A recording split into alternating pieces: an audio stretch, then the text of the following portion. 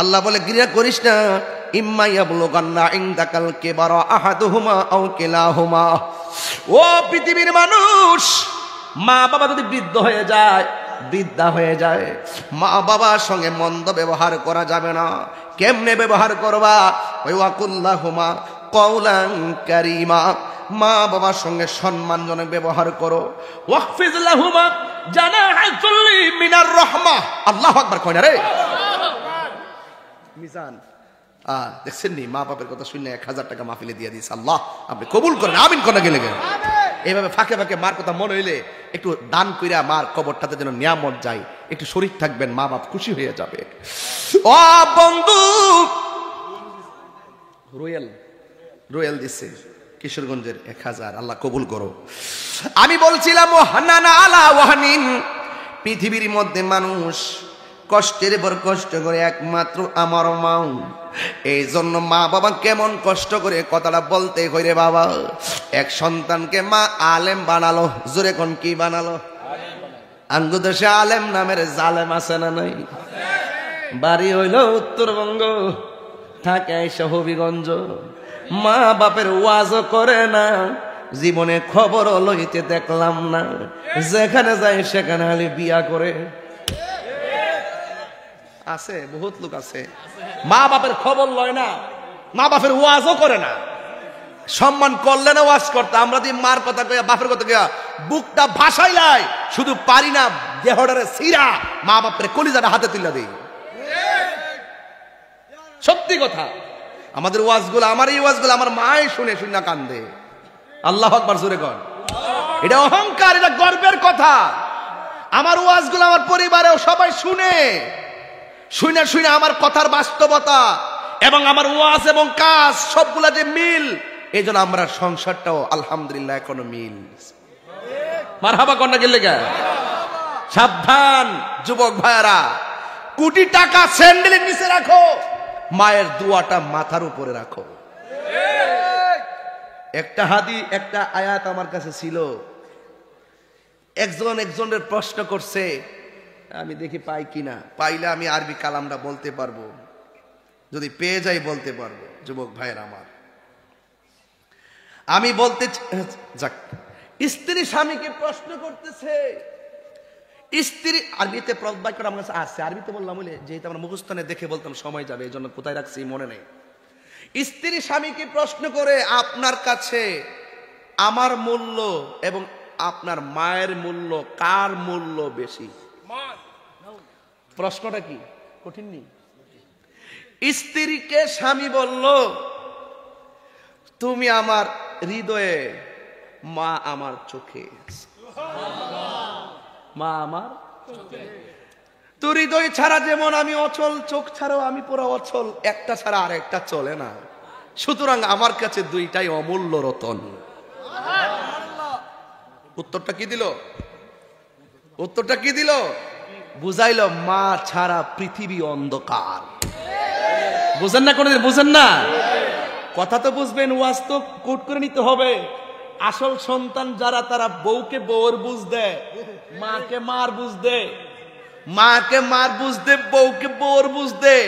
বউর মন খুশি করতে যায় মারে কষ্ট দেয় না, মার মন খুশি করতে যায় বউরে কষ্ট দেয় না। যেই পুলা বউর মন খুশি করতে যায় মারে কষ্ট দেয়, এই পুলা বিয়া করছে না, হে বিয়া বইছে।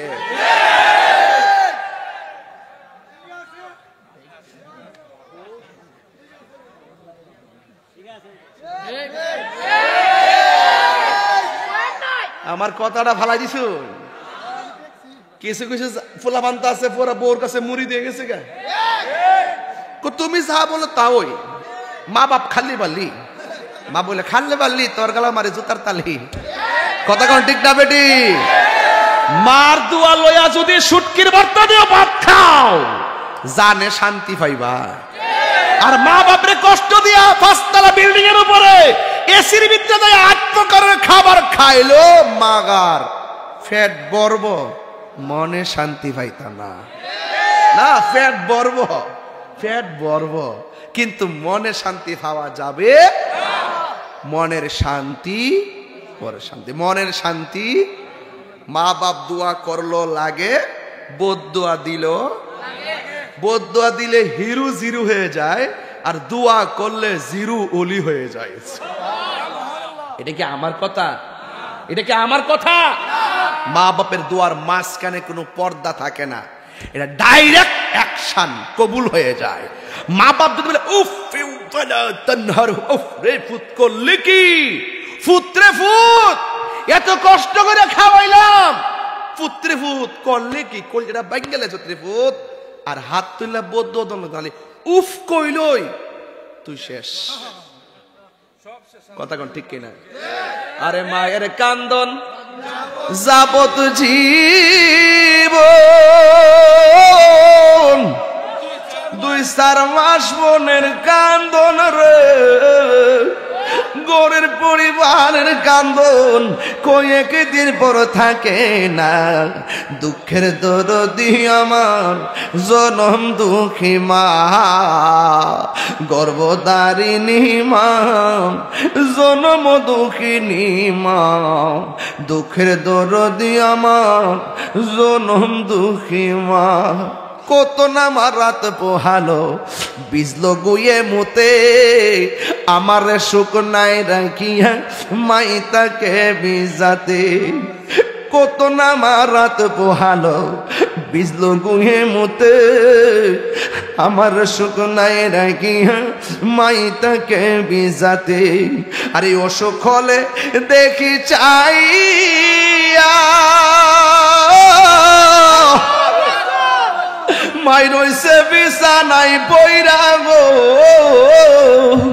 আরে আমার আল্লাহ যাও গো লইয়া সন্তানের নিও না। দুঃখের দরদি আমার জনম দুঃখী মা, গর্ভধারিণী মা, জনম দুঃখিনী মা। দুঃখের দরদি আমার জনম দুঃখী মা।